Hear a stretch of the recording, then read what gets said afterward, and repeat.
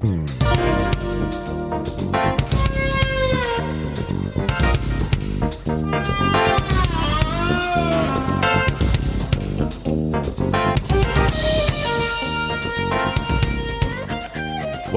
to the More Perfect Union, the podcast that offers real debate without the hate. I'm Kevin Kelton, and as always, joined by DJ McGuire, who is still recommending that Donald Trump avoid open windows for the time being and the foreseeable future. We'll talk about that. Rebecca Kushmiter. Hi, I'm Rebecca Kushmiter, and I don't understand why Republicans are so worried about the fact that Kamala Harris doesn't have any biological children. She'll still be able to staff the White House. She can hire non-relatives. It'll be fine. That's allowed? Yeah, apparently.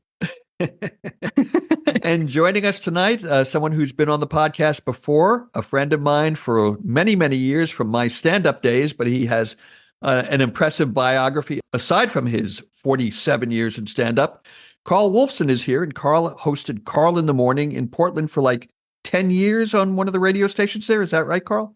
Yeah, and I still don't understand gay Republicans, to tell you the truth about it. They used to call them log cabin Republicans. Now they call them LGBTQAnon.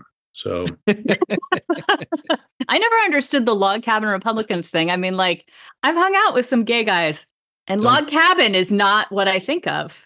Yeah, I think it was based off Lincoln was supposedly, slept with Joshua Speed, and they took the whole log cabin thing. Yeah, I don't think they were doing that in a log cabin. They probably had nicer accommodations by the time Lincoln was. Absolutely. If you were gay at that time period, you weren't in a log cabin. So some people who are regular listeners might wonder why we're dropping a podcast on a Wednesday, which and we haven't done one in, I think, 3 to 4 weeks. The reason is we actually did one in our regular time slot on Sunday morning. And we even joked during that by the time we were done, if things changed in the political world, all we might have left is our hellos and good nights. And sure enough, the political world changed just a few hours after we finished that podcast. So we had to scrap it. And here we are again. No, yes. I mean, the guys at Pod Save America, basically, like the moment they start recording is when news breaks, and their whole show is irrelevant by the time they're finished recording. So I feel like we're going to hit the big time here any minute. So let's talk about where we are. We all just watched Joe Biden's speech from the Oval Office where he explained why he stepped down. As listeners may know, we've been debating the pros and cons of that for a few weeks. And Rebecca, I'm going to go to you. I have a sense that you're in a pretty good place with what's transpired. I was actually very reluctant to accept the idea of Joe Biden stepping down because I was feeling very strongly about go with what you know in these situations. And when he stepped back, I had a lot of feelings. But the one that hit me the hardest was realizing I could stop worrying about what his acceptance speech at the convention might look like and might do not only to his campaign and his election chances, but to America. And I've been increasingly optimistic and excited over the past few days as Kamala has surged into her own. And it's been sort of amazing to watch. DJ? The irony in all this is that for all the talk about Joe Biden being old, what really did him in was when he tried to be young again, when he tried to be his younger self. And he became the gaffe machine that those of us who are political junkies got to know and love in his 40s and 50s and 60s, but nobody under 40 had ever seen before, and it freaked them out. I'm not sure the power of incumbency was something we should have put down so lightly. I think there was a much more logical case for keeping him at the top of the ticket. But I am pleasantly surprised by how quickly the Democratic Party realized if we're not going to have Biden, we have to have Harris, and we have to coalesce around her, and we've got to get this done quickly. The timing was fantastic. And I also think one thing that is probably not talked about was how much Biden probably negotiated this kind of transition during this period. There's a very good chance that it was not him just dragging his feet, but him sounding out people saying, how quickly can we get this done? What do we have to line up in a row, et cetera, et cetera, et cetera. No, just tell everybody I'm staying in, but let's get this sorted out so that this is as seamless as possible. Yeah, I think that's absolutely true. And that whatever inner circle he had working on this was leak proof. Whatever circle of lawyers and campaign experts was making sure that we could just basically hand a torch or a baton to Kamala did not leak a word of it. And it was all ready to just hit send when Biden made his announcement on Sunday. Carl, you had a slightly different take. You were on the bandwagon of switching candidates quite early. You want to talk about that journey? Yeah, first of all, I've been a Joe Biden fan for as long as Joe Biden's been around. In fact, in 2020, I supported him for president because I believed he could beat Donald Trump. I was at a fundraiser, about 50, 60 people here in Portland, where Joe Biden spoke in October of 2019. And by the way, the first thing he said to us was, if Donald Trump is reelected, there'll be no NATO in a few years. And that, of course, a Trump second term would be very threatening to Western democracies and NATO. I believe in Joe Biden. I worried, though, over the last couple years that his poll numbers have not moved. And I know him being old has been an issue for so many people, friends and allies, anyone I would talk to.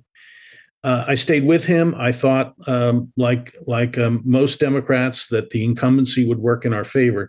The night of the debate, the next day, I called on my social media for him to step down and for Kamala Harris to be the nominee. I am grateful, as Rebecca said, that the process has been leak-proof. We know probably the big names behind the scenes, Nancy Pelosi and others, but I think the end result here is exactly what so many of us hoped it would be. I just think about Joe Biden at the convention in Chicago with the ovation that will go on and on and on about his 50-year career in politics, everything he has given us. He will go out a hero of the party, a hero of the country. And there'll be so many people tuned in to see that. And I was glad tonight in his speech that he listed the accomplishments of these 3.5 years. That was very important. And I'll say something else. He mentioned joy tonight in his speech. And, sadness can be dominated by people like Donald Trump and autocrats and his ilk. Joy, you cannot suppress joy for so long. And that is what I see now among Americans and in the Democratic Party. I see the future, the joy. I cannot tell you from Portland, Oregon, how excited people are to support Kamala Harris, to send whatever cliche you want, to pass the torch. That kind of attitude now is bubbling up with joy and hope. We didn't have that several weeks ago. We have it now. Whatever the process was, the president did what he did for the country. I know it hurts him. It hurts a lot of us who love him. But the end result gives us an incredible chance to defeat Donald Trump and take this country back to what he said we should be tonight, and that is a republic that we keep. Rebecca? I was talking to a friend of mine on Sunday who has 4 children who are of age to vote, and she has 3 daughters in their 20s, and she said, my girls are so excited to volunteer for Kamala Harris. They were not ready to volunteer for Joe Biden. And, right. Suddenly they're, in the words of Megan Rapinoe, let's fucking go. Yeah. And, I think there are 4 areas where we can see Kamala Harris already is going to do much better than President Biden. 1 is young people. 2 is people of color. 3, independents, and 4 women. And I'll add one more element to what I see as her broadening of her base. I just came a couple of hours ago from a mixer of Democrats here in Georgetown, Texas. Now, I've spoken a little bit about Georgetown, Texas before on this podcast. It is a suburb of Austin. Everybody knows that Austin is a liberal bastion. But actually, even though my little town is only about 30 miles outside of Austin, it's actually a very conservative town. And I do not meet very many Democrats in my day-to-day life. in Austin. But I've been dying to do some more socializing in town, and I thought, well, I'll go visit with one of these groups. They were having a mixer, and it turned out at that mixer tonight, and they were all pretty much people my age or older. So we're talking about senior citizens, and it was their biggest turnout they've ever had, multifold. They normally get 20, 30 people. They had 160 tonight. Wow. And the enthusiasm, and again, I'm talking about predominantly, and I mean very predominantly, white senior citizens. Yes, these are people that are engaged voters, but the enthusiasm in that room was as palpable as if you were at a Gen Z mixer and they were excited about this. So that gives me a lot of hope that, I went into this. I was like Carl. I was, as both Rebecca and DJ know, I was early on the bandwagon of we need to make a change. And I spoke about that a couple of days after the debate on this podcast, so I won't go through all of that again. I really felt in my bones that Kamala, or whoever became the nominee, and we now know it's going to be Kamala, was going to energize young voters and bring back independents who didn't want to vote for Donald Trump, but couldn't see themselves voting for Joe Biden.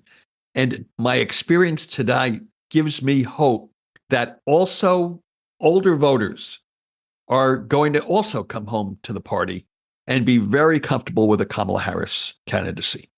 And frankly, Kevin, what you've just told me, and granted the plural of anecdotes aren't data, but it is a data point. Yeah. And it's probably the most encouraging data point that I have heard, because the one concern that that everyone had, including those who did want to change, was who can repeat Joe Biden's success for a Democrat among older white voters, particularly older white men.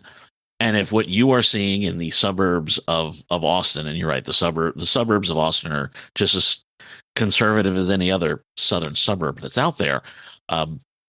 If you're seeing a lot of older voters, let's call them what they are, older voters excited about Kamala Harris, then that does give me hope that she can hang on at least to the voters that Joe Biden had that did a little bit that where he improved on Hillary Clinton's performance in 2016.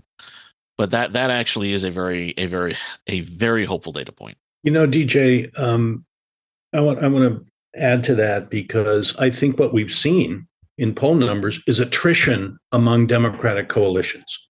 We've seen a little bit more movement away from Biden among Black voters, among young voters, traditional cohorts that support the Democratic Party. One of the reasons I have been for Kamala as the replacement from the get-go is just look at the three blue wall states. I mean, you've got Pennsylvania, Michigan, and Wisconsin, where I believe the Harris candidacy is really going to surge urban turnout in Philadelphia and Pittsburgh and Detroit, in Milwaukee and Madison. I'm from Philadelphia, and I can tell you the magic of winning Pennsylvania is winning Allegheny County, Philadelphia County big, but it's those four surrounding counties of Philadelphia, suburban counties, where I think Kamala will now be able to repeat what Obama got and repeat what Biden got, simply on the issues of reproductive rights, gun violence. That's how we are going to win those three states, is huge urban turnout, huge suburban turnout, especially among women. That is the path to victory. And I think she hits right home in those three states. On Sunday evening, I believe it was, there was an organizing call for African-American women. And the original call was supposed to be for 1,000 people. 40,000 got on the call. So on no notice, 40,000 African-American women. I think it was like 44,000. Yeah, it was a high number of people who got on a Zoom call like, all right, sign me up. How can I help? And there have been similar calls for African-American men. Shannon Watts, who's the founder of Moms Demand Action, is actually putting together an organizing call for white women. Like, this is our turn to get involved and get organized. Let's follow the example of these other groups that are doing the same thing.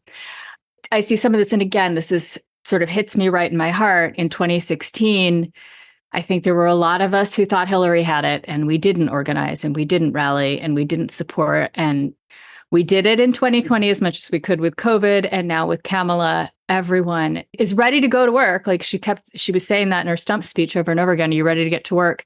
Rebecca, just let me interject. If Hillary there were thin margins. She lost Pennsylvania, Wisconsin, so razor thin. So razor thin. I go to, there's misogyny, there's all of those things, but had Democrats not stayed home or voted green, she would have been in the White House. Absolutely. Absolutely. And so this is one of these moments where we are going to, I said this a few weeks ago, we Democrats count on African-American women to save our goddamn country every 4 years. This year we're literally counting on one. Well, but this year I don't feel bad. Okay. And I'm going to kind of bring this around to the beginning again. So we're all, I think, somewhat optimistic and enthusiastic about where the Democratic Party is now, as opposed to, let's say, 4 or 5 weeks ago. And I just want to give this one kind of word of advice to our listeners. I've noticed on Facebook and the other social media that I'm on over the last week or so that there's still a lot of people who have a lot of concerns about Kamala Harris. And I believe she's going to give a spellbinder of a convention speech. And I think that if she's not already leading in the polls, and I seem to see on CNN as I'm watching the show, as I'm doing the podcast, I'm watching CNN on mute, but it looks like they're telling us that Harris is already improving on Biden's performance against Trump in their latest poll. So I think that she's going to be off to a very positive start, but there's still 3 months left before the election, and there will be good days and there will be bad days. And there may be missteps, as there is with every candidate. Certainly there will be with the Republican candidate. And I just want to remind people, if you want a 2008 outcome, be as kind to your candidate this time as you were to the candidate in 2008. If you want a 2016 outcome, treat your candidate the way we treated that candidate. Wise words, Kevin. Very wise. To my, I give a lot of talks to Democratic groups, and I end every speech with the arc of history bends toward justice, but only if we make it. Only if we put the weight on it.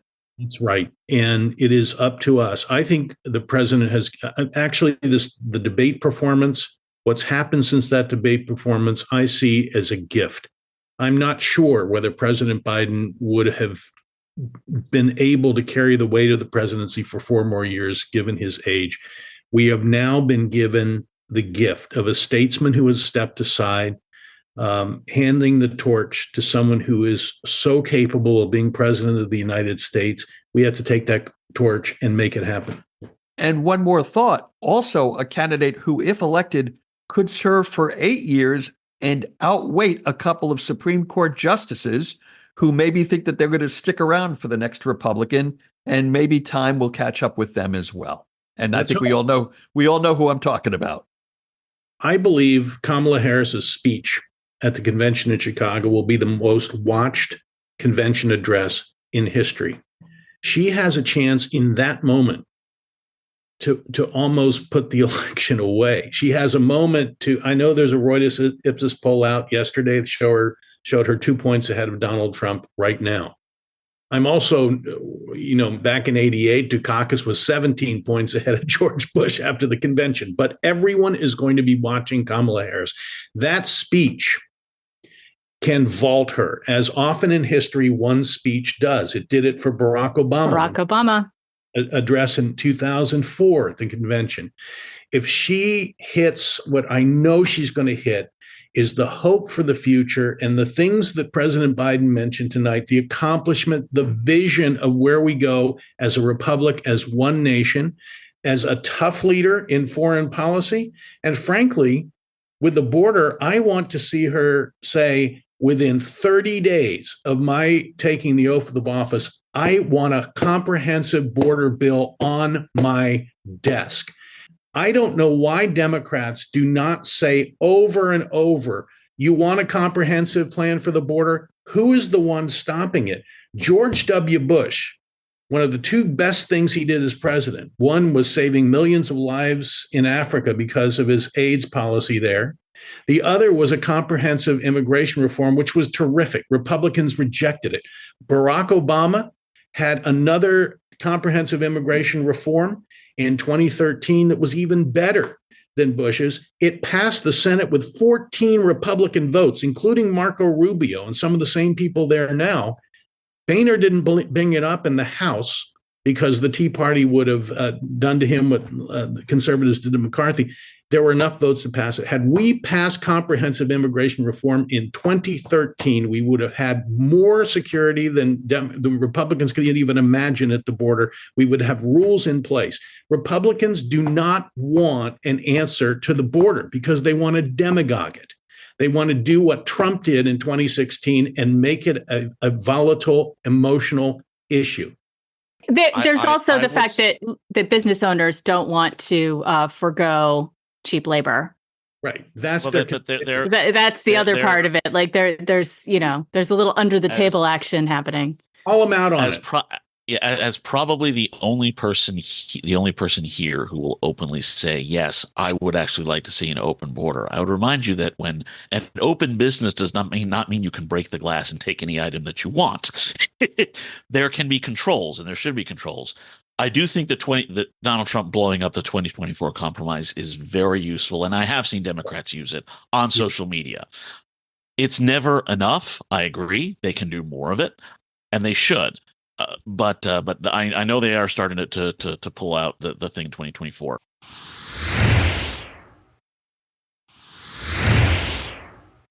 We've now talked about the fact that we've got a new nominee. Obviously, the next question is who she's going to pick as a running mate. So I want to go to that because that's really the money issue, I think, for the next 2 weeks. I suspect that she's going to be choosing someone before the virtual convention, which is going to happen on or before August 7th. So again, I'll go around, but I'll start this time with Carl. Who do you think, or who would you like to see as her running mate? I'm a Josh Shapiro guy, and I think he's incredible. I'm from Pennsylvania. If anything, if you follow Josh Shapiro, his intellect, his ability to communicate, he is very well thought of in Pennsylvania, which is obviously one of the 5 swing states. The only pushback I hear about Josh Shapiro is Jewish. I remind people the state of Georgia in the deep South has 2 senators. One's an African-American, one's Jewish. The pushback then I get from that is, well, Michigan. There's an Arab-American population. Will a Jewish person on the ticket continue to be problematic for the Democrats in Michigan? I don't have an answer to that, but I just believe Mark Kelly would probably be right up there with me because I'm looking at someone who can be helpful in the 5 swing states, the blue wall states, Georgia and Arizona. So I would start with those 3. I understand the power of Andy Beshear. I love Andy Beshear. I don't know if he gets you those swing state votes that you really need, though. Rebecca? I'm on the Kelly bandwagon. I think, again, swing state, Arizona, and a particularly critical swing state, it is a state where the governor can appoint a replacement for a senator who has to exit their seat. It's a Democratic senator, so we're not in danger of losing a Senate seat. And, Kelly, aside from his outstanding backstory as a naval officer, as an astronaut, married obviously to former Congresswoman Giffords, who has been unfortunately a face of gun violence prevention. He also has an incredible Senate portfolio that actually makes him a really good person to handle a lot of domestic issues. He sits on the Armed Services Committee. He sits on joint committees on aging and the economy.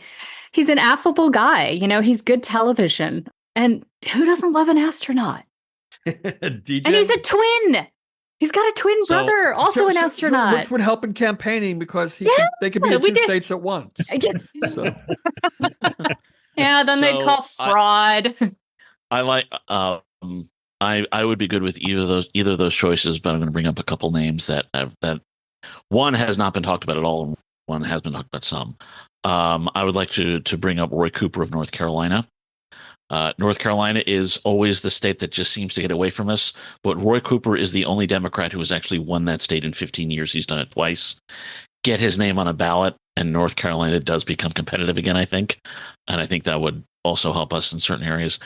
And there is one person who can tick a bunch of boxes if you want to really lean in on getting women out to vote, in particular white women, from a swing state, and can show us sort of a reaching beyond the base to independent voters and even some Republicans.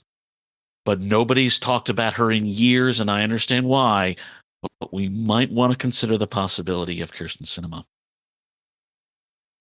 Is she even a Democrat anymore? She's an independent. Okay. And that's the whole point. Someone who has left the Democratic Party, someone who has a number of center and center right friends. And certainly it's not because of any, I mean, she's on all the culture war issues. She's on the side you'd expect her to be. It's on economic issues where she goes rightward. So that's maybe why I kind of appreciate her more than most other people. But I think in terms of she can tick a bunch of boxes and present the sort of unity angle and help us with a number of center right swing voters who are right now torn between Joe Biden and writing in some dead Republican's name, pushing Ukraine. And, well, getting Adam Kinzinger would be perfect, but even I don't think they're going to nominate Adam Kinzinger. I don't think they should. But Kirsten Sinema, she's there on the culture stuff. Yes, she has some friction with the party, but I think that helps her as a general election number 2. But that's just me. I don't think the campaign has asked to vet her. So I was just going to say, I don't think she's. I doubt it. Yeah, she's not on the list I saw. Is like Cooper, Shapiro, Kelly, I'm not surprised. Bashir, Kevin, and someone else. I'd be stunned if they did it. I just threw the name out there. Kevin, who's your choice? What I'm seeing is an embarrassment of riches, and I feel very comfortable with all of the names. Maybe not so much Kirsten Sinema, but I feel comfortable with pretty much all the other names that have been brought up. I'm a little concerned that none of them really can give is it called a stem winder of a speech? Is that the phrase? Sidewinder. Okay, whatever. But I was actually looking at speeches today from Josh Shapiro, Mark Kelly, and Andy Bashir, and they're all fine, but none of them really whips up a crowd the way, let's say, Barack Obama or Kamala Harris can. So I'm not sure who's going to help most in campaigning. For instance, I think Pete Buttigieg would be better at that aspect of campaigning, but of course he brings other potential liabilities. I'd be happy with any of them. I think if I had to pick one, I'd probably err on the side of Josh Shapiro, because if a vice presidential running mate can help in a state, and we all know that that's kind of an antiquated political theory that has sort of been thrown out in modern times. But if this is an election where the VP choice actually could help carry a state, why not go with the one state that Democrats almost absolutely have to win to be competitive? Kevin, I was just going to say that, and I'm glad you said it for me, because I think traditionally the running mate may not help that much, except, Lyndon Johnson in 1960, but they can hurt, like Sarah Palin and so forth. Mm-hmm. Now, I think Josh Shapiro's appeal to me is he can go to every nook and cranny in Pennsylvania. He can go to similar demographic counties in Michigan, in Wisconsin, and he has a message that works and resonates. So I actually think with an election that is still going to be very, very close, that communication and get out the vote may be very helpful. I want to mention a couple things about Mark Kelly. Number one, he never had bone spurs, so I think that's really good. Gabby Giffords, let's not gloss over this. I saw her speak here in Portland. And an issue, especially, it should be an issue for all of us as America, is gun violence. Americans overwhelmingly don't want assault weapons or weapons of war on our streets. Gabby Giffords is a reminder, a courageous reminder of the price we are paying for gun violence. And that is an issue that hits home for not just suburban women, but for everyone. I also like Roy Cooper in the healthcare debate, because under Roy Cooper, North Carolina became the 40th state to expand Medicaid under Obamacare. He did that in a state that is rural, in a state that has a large Republican constituency, frankly, because Republican representing rural, their people wanted it. Obamacare saves rural hospitals. Notice the Republicans in North Carolina don't call it Obamacare. They now call it the Affordable Care Act. But Roy Cooper has that as a victory. And we ought to go out there full force on our issues, while also we take on the ineptness of Donald Trump and the dangers of Donald Trump. So I think when we talk about people like Josh Shapiro and Mark Kelly and Roy Cooper, they have something to bring with a portfolio of success. Well, yeah, and in terms of real policies that have had real impacts on real people. Right. And Donald Trump, not only did the policies that his administration championed suck, but he wasn't the guy doing them. So let's talk a little bit. Let's talk a little bit about the Trump campaign. We've talked a lot about the Democratic campaign. In the podcast that we had to toss in the circular file, we talked a lot about the J.D. Vance pick. So I don't want to spend a lot of time on it, but I'd love to hear from everybody what they now think of that pick. We didn't like it to begin with, and how you see the Trump campaign responding to this change in the Democratic ticket. And I'll start with DJ. J.D. Vance is still the Kremlin's favorite senator outside of Tom Tuberville. That has not changed. He still is who he is. He is still very, very bad. And if Trump does get back in the White House in 2025, I am convinced that he will be dead before 2026, because nothing will solidify the complete colonization of the United States like the KGB bumping off Donald Trump. Because why pay for the cow Donald Trump is selling when J.D. Vance is giving you the milk for free? Watching Kamala's speech yesterday in Milwaukee, and contrasting it to Trump's stump speech with all the Hannibal Lecter content and the sharks and the batteries, she's a professional. She is focused, and she is sharp, and she is smart, and she is direct, and she doesn't sound like an idiot. And I'm really looking forward to the side-by-side videos that are going to circulate on TikTok of the two of them talking, and he's going to look like a buffoon. And the idea of the two of them trying to stand on a stage next to each other, and for Kamala to turn that smile on Donald Trump and say, I'm speaking, just fills me with glee, which is why Trump wants to cancel the next debate, because he doesn't want that smile or to be told she's speaking.